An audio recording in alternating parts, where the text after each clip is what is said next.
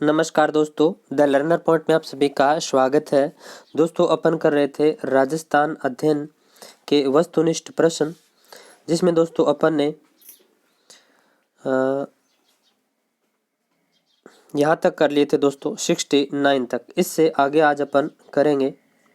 तो चलिए दोस्तों, क्लास शुरू करते हैं। इससे पहले आपसे निवेदन है कि आपने वीडियो को लाइक नहीं किया तो लाइक कर दें और दोस्तों वीडियो को शेयर जरूर करें।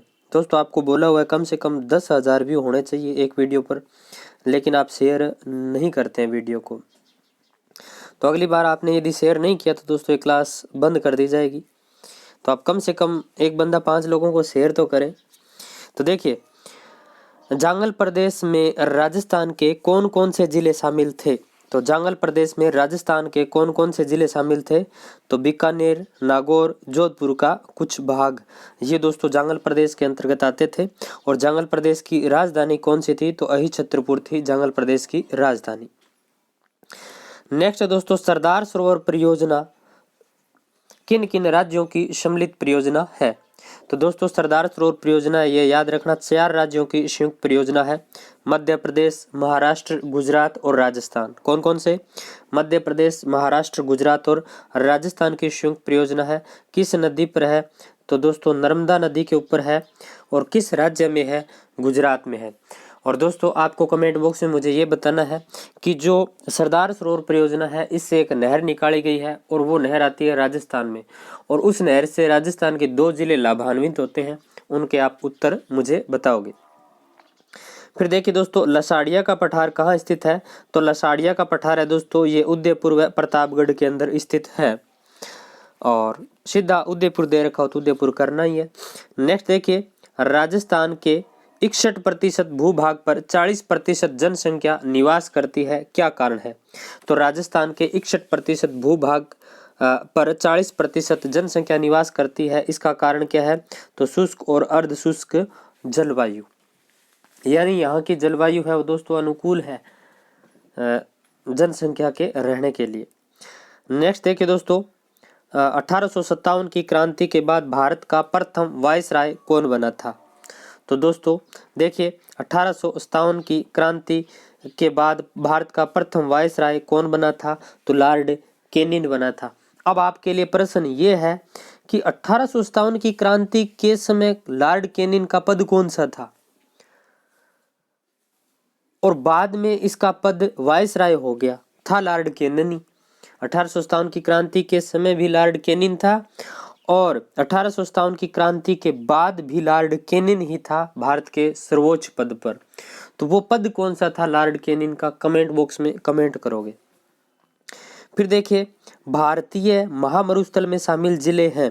तो जैसलमेर, बाड़मेर, बीकानेर। तो भारतीय महामरुस्थल में कौन कौन से जिले शामिल है। जैसलमेर, बाड़मेर, बीकानेर, याद रखना। नेक्स्ट देखिए, अशोक का भाब्रू शिलालेख, चांदी की मुद्राएं, हाथ से बने वस्त्र किस सभ्यता स्थल से संबंधित है। यानी भाब्रू का शिलालेख मिला है, चांदी की मुद्राएं मिली है, और हाथी से बने हाथ से बनी हुई वस्तुएं मिली है। तो ये कहाँ से मिली है? बेराट से मिली है। कहाँ से? बेराट से। नेक्स्ट है, किस सभ्यता स्थल से दोहरी पेचदार सिरावली ताम्रपिनों को पश्चिम व मध्य एशिया से निर्यात किया जाता था। यानी दोस्तों किस सभ्यता स्थल से दोहरी पेचदार सिरावली मिली है, जो ताम्रपिनों को दोहरी पेचदार सिरावली ताम्रपिनों को पश्चिम व मध्य एशिया से निर्यात किया जाता था। तो किस सभ्यता स्थल से? तो दोस्तों ये किया जाता था गणेशवर से। कहाँ से? गणेशवर से। तो ये आप याद रखना, निर्यात किया जाता था गणेशवर से। कहाँ? पश्चिमी व मध्य एशिया से निर्यात किया जाता था दोस्तों। क्या? तो देखिए, दोहरी पेचदारी सिरावली और ताम्र पिनों को। ठीक है। नेक्स्ट देखिए, लोहे कालीन इतिहास को जानने वाले राजस्थान के कौन कौन से स्थल है। तो बेराट, सांबर, बागोर और रेड। ये दोस्तों लोहे कालीन इतिहास को जानने के स्थल है। आपको कमेंट बॉक्स में बताना है बेराट कहाँ है, सांबर कहाँ है, बागोर कहाँ है, रेड कहाँ है। नेक्स्ट देखिए, मारवाड़ राज्य का इतिहास रचना किसकी है। मारवाड़ राज्य का इतिहास रचना किसकी है। तो विश्वेश्वरनाथ रेव की है। किसकी है? विश्वेश्वरनाथ रेव की। नेक्स्ट है चिरवा का शिलालेख किस शासक की जानकारी देता है? तो चिरवा का शिलालेख है ये रावल समर सिंह की जानकारी देता है। किसकी?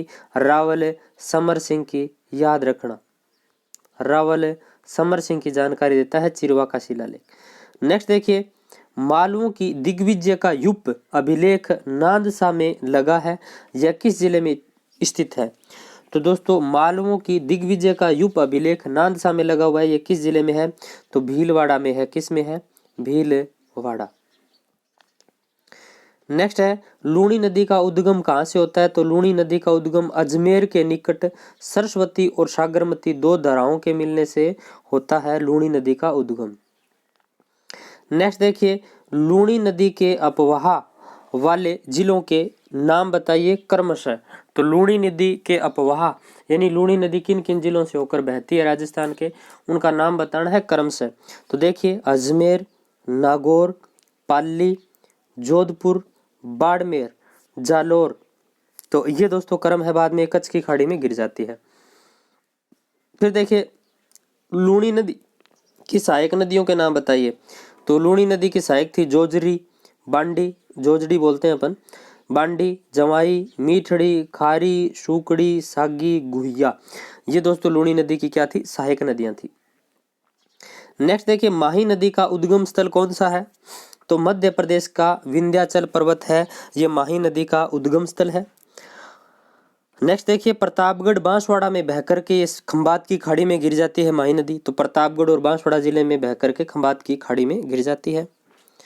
और सोम और जाखम नदी इसकी सहायक नदियां हैं माही की। सोम व जाखम माही की सहायक नदियां हैं। फिर है बाणगंगा नदी का उद्गम कहाँ से होता है? तो बाणगंगा नदी का उद्गम विराट की पहाड़ी जयपुर से होता है। कहाँ से? विराट की पहाड़ी जयपुर से होता है। और इसको क्या कहा जाता है? बाणगंगा नदी को अर्जुन की गंगा कहते हैं। फिर है भरतपुर में घन्ना पक्षी राष्ट्रीय उद्यान को पानी किस नदी से प्राप्त होता है? तो बाणगंगा से। किससे? बाणगंगा से। ये याद रखना है।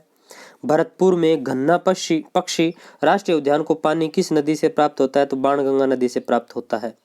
नेक्स्ट देखिए, घग्गर नदी का उद्गम कहाँ से होता है? तो घग्गर नदी का उद्गम है वो हिमाचल प्रदेश शिवालिक श्रेणी से होता है। हिमाचल प्रदेश शिवालिक श्रेणी से होता है घग्गर नदी का उद्गम। प्राचीन नाम यदि बात करें दोस्तों तो इसको सरस्वती कहते थे, दशद्वती कहते थे, नदी तमे कहते थे, नदियों की माता कहते थे। अंतः प्रवाही नदी दोस्तों घग्गर अंतः प्रवाही नदी हनुमानगढ़ जिले से प्रवेश करती है, गंगानगर में जाके भूमिगत हो जाती। नेक्स्ट देखिए, किसने नदी घाटी परियोजनाओं को आधुनिक भारत का मंदिर कहा? तो पंडित जवाहरलाल नेहरू ने नदी घाटी परियोजनाओं को आधुनिक भारत का मंदिर कहा था। नेक्स्ट देखिए, चंबल परियोजना किन दो राज्यों की संयुक्त परियोजना है? तो चंबल परियोजना राजस्थान और मध्य प्रदेश दो राज्यों की संयुक्त परियोजना है। चंबल परियोजना राजस्थान व मध्य प्रदेश की संयुक्त परियोजना है। राजस्थान पुलिस में वो यहीं घूमा था कोटा के आसपास। नेक्स्ट देखिए, चंबल परियोजना के अंतर्गत कुल कितने बांध बनाए गए हैं? तो चंबल परियोजना के अंतर्गत कुल 4 बांध बनाए गए हैं। कितने? 4 बांध। और 4 बांध देखिए दोस्तों, एक तो बनाया गया है मध्य प्रदेश में बनाया गया है गांधी सागर। कौन सा? गांधी सागर। 3 बांध बनाए गए हैं राजस्थान में, राणा प्रताप सागर, जवाहर सागर, कोटा बैराज। तो राणा प्रताप सागर है ये चित्तौड़गढ़ में बनाया गया है। कहाँ? चित्तौड़गढ़ में बनाया गया है। जवाहर सागर है ये कोटा में बनाया गया है। कोटा बैराज है ये कहाँ बनाया गया है? कोटा में बनाया गया है। नेक्स्ट है माही बजाज सागर परियोजना किस जिले में स्थित है? माही बजाज सागर परियोजना किस जिले में स्थित है? तो माही बजाज सागर परियोजना बांसवाड़ा जिले में स्थित है, माही नदी पर। किस पर? माही नदी पर। नेक्स्ट है माही परियोजना किन दो राज्यों की संयुक्त परियोजना है? तो माही परियोजना है ये किन दो राज्यों की संयुक्त परियोजना है? तो ये राजस्थान और गुजरात की संयुक्त परियोजना है। माही नदी किन दो राज्यों की संयुक्त परियोजना है? तो गुजरात और राजस्थान की संयुक्त परियोजना है, याद रखना। नेक्स्ट देखिए, बीसलपुर परियोजना किस जिले में व किस नदी पर अवस्थित है? तो दोस्तों बीसलपुर परियोजना है ये टोंक जिले में स्थित है। राजस्थान के किस जिले में? टोंक जिले में स्थित है। और टोंक में भी पूछ ले तो टोडा राय सिंह नगर बीसलपुर गांव में बनास नदी के ऊपर है। कहाँ? बनास नदी पर। नेक्स्ट है, बीसलपुर परियोजना से किन दो जिलों को जलापूर्ति होती है? तो देखिए दोस्तों, किन दो नहीं, किन किन जिलों को जलापूर्ति होती है? तो जयपुर, अजमेर, टोंक, इन 3 जिलों को दोस्तों बिसलपुर परियोजना से क्या होती है? जलापूर्ति होती है। फिर है सरदार सरोवर परियोजना का निर्माण किस राज्य में और किस नदी पर किया गया है? तो गुजरात राज्य में नर्मदा नदी पर किया गया है। सरदार सरोवर परियोजना 4 राज्यों से संबंधित है, ऊपर बता गया। अब देखिए दोस्तों, आपसे जो प्रश्न पूछा था मैंने ऊपर, उसका जवाब देख लीजिए। सरदार सरोवर परियोजना से नहर निकालकर राजस्थान के किन 2 जिलों को सिंचित किया जाता है? तो बाड़मेर और जालोर 2 जिलों को सिंचित किया जाता है। फिर है जवाई परियोजना का संबंध किस जिले से है? तो पाली जवाई परियोजना पाली जवाई नदी के ऊपर है। नेक्स्ट है सोम कमला अंबा परियोजना का संबंध किस जिले से है? तो डूंगरपुर जिले से है। सोम कमला अंबा परियोजना का संबंध डूंगरपुर जिले से है।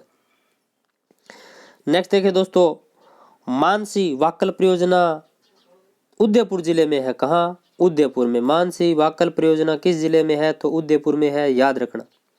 जाखम परियोजना कहाँ स्थित है? तो प्रतापगढ़ में है दोस्तों। जाखम परियोजना कहाँ? प्रतापगढ़ में। फिर देखिए दोस्तों, रंग सागर, गोवर्धन सागर, स्वरूप सागर झीलें स्थित है। तो दोस्तों रंग सागर, गोवर्धन सागर, स्वरूप सागर, पिछोला, फतेह सागर, जनाना सागर, ये सारी की सारी उदयपुर में है। कहाँ? उदयपुर में। अब चलिए थोड़ा देख लेते हैं उत्तर। देखिए स्वरूप सागर उदयपुर में है। यह पिछोला व फतेह सागर झील को जोड़ती है, छोटी झील है स्वरूप सागर। रंग सागर उदयपुर में, गोवर्धन सागर उदयपुर में, जनाना सागर उदयपुर में, पिछोला उदयपुर में, फतेह सागर उदयपुर में, झीलों की नगरी उदयपुर। फिर देखिए दोस्तों, जयसमंद झील का निर्माण किसने करवाया था? तो जयसमंद झील का निर्माण किसने करवाया, आपसे पूछ ले तो जयसमंद झील का निर्माण करवाया था दोस्तों महाराणा जय सिंह ने। किसने? महाराणा जय सिंह ने दोस्तों जयसमंद झील का निर्माण करवाया था। कब करवाया था? 1687 से 1691 में करवाया था दोस्तों। गोमती नदी के पानी को रोककर, किस नदी के पानी को रोककर जयसमंद झील का निर्माण करवाया? तो गोमती नदी के पानी को रोककर जयसमंद झील का निर्माण महाराणा जय सिंह ने करवाया था। दोस्तों जयसमंद झील के बारे में सबसे बड़ी बात ध्यान में रखना, विश्व की सबसे बड़ी मानव निर्मित यानी कृत्रिम झील है ये जयसमंद झील। नेक्स्ट देखिए, पुष्कर व अन्ना सागर झील कहाँ स्थित है? तो अजमेर में दोस्तों। पुष्कर और अन्ना सागर झील कहाँ है? अजमेर में है, याद रखना कहाँ है? अजमेर में। पुष्कर व अन्ना सागर झील अजमेर में है। नेक्स्ट देखिए, कौन सी प्राकृतिक झील राज्य की सर्वाधिक ऊंचाई पर स्थित है? तो नक्की झील है दोस्तों। कौन सी? नक्की झील। कौन सी है? नक्की झील है। नक्की झील माउंट आबू सिरोही में राज्य की सर्वाधिक ऊंचाई पर स्थित झील है। नेक्स्ट देखिए, राजसमंद झील का निर्माण किसने करवाया? तो महाराणा राज सिंह ने करवाया था दोस्तों। मेवाड़ शासक महाराणा राज सिंह ने राजसमंद झील का निर्माण करवाया था। और देखिए दोस्तों, राजसमंद झील के निर्माण की नींव किसने रखी? तो घेवर बाई। दोस्तों राजसमंद झील का निर्माण करवा रहे थे महाराजा राज सिंह। तो कहा जाता है कि उसकी नींव जैसे ही भर रहे वो नींव ढह जाती, जैसे नींव भरते ढह जाती। तो दोस्तों किसी शास्त्री ने कहा महाराणा राज सिंह से कि आप किसी पतिव्रता स्त्री से इसकी नींव रखवाइए और तभी ये आपका कार्य ये सफल हो पाएगा, नहीं तो सफल है नहीं हो पाएगा। फिर कहा जाता है कि दयाल सिंह की पत्नी थी घेवरबाई, उसके हाथों से जयसमंद झील की नींव रखवाई और नींव रखवाई तो दोस्तों झील है उसका निर्माण हो गया। और पतिव्रता स्त्री थी दोस्तों घेवरबाई। आगे चल करके घेवरबाई का मंदिर भी बनवाया घेवर माता के नाम से। और दयाल सिंह को कहा जाता है कि राज सिंह है वो अपने दरबार में ले गए थे और इनको दोस्तों कोई मंत्री संतरी का पद दे दिया था। तो वही है दोस्तों घेवरबाई। कौन सी? घेवरबाई। नेक्स्ट देखिए, घेवर माता व 10 भुजा वाली अंबा माता का मंदिर किस झील के किनारे बना हुआ है? तो देखिए घेवर माता का मंदिर और 10 भुजा वाली अंबा माता का मंदिर राजसमंद झील पर बना हुआ है। कौन सी झील पर? राजसमंद झील पर। अब राजसमंद झील से संबंधित कुछ और बातें देख लेते हैं दोस्तों। राज प्रशस्ति का नाम आपने सुना होगा दोस्तों। राज प्रशस्ति मेवाड़ का इतिहास लिखा हुआ है दोस्तों इसमें।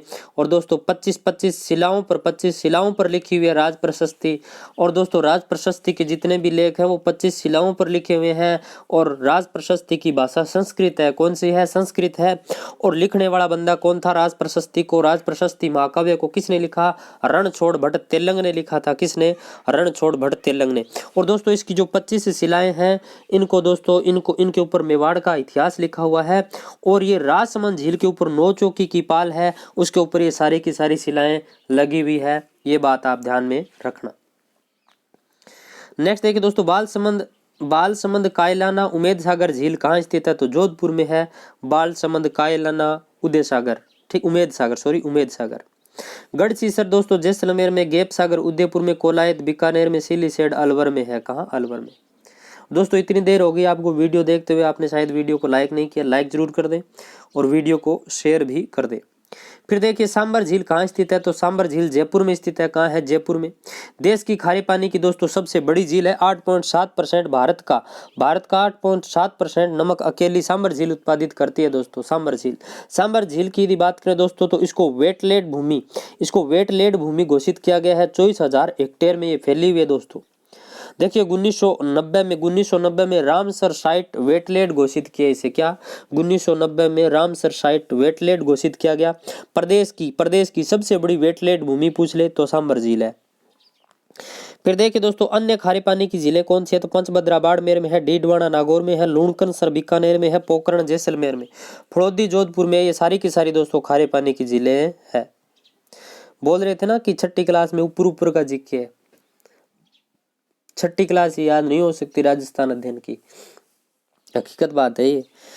फिर देखिए वर्षा जल के संरक्षण के लिए घर की छत से टपकने वाले पानी का संरक्षण किस विधि से किया जाता है? तो वर्षा जल के संरक्षण के लिए घर की छत से टपकने वाले पानी का जल संरक्षण किस विधि से किया जाता है? तो रूफ टॉप जल संरक्षण। दोस्तों छत का पानी होता है उसको पाइप से क्या किया जाता है? या तो कुंड में डाल लेते हैं या कुओं में डाल देते हैं, ये रूफ टॉप है। और दोस्तों घरों से जो पानी बहता है या मतलब मैदानों से जो पानी बहता है उसको दोस्तों कुओं में डाल देते हैं, वो होती है वाटर हार्वेस्टिंग। तो याद रखना इस तकनीक से वर्षा के व्यर्थ बहने वाले जल को भूमिगत किया जाता है। तो दोस्तों आज की क्लास आपको कैसी लगी बताना और दोस्तों अपने चैनल को ज़्यादा से ज़्यादा शेयर करना। मिलते हैं फिर नए वीडियो के साथ। अरे यार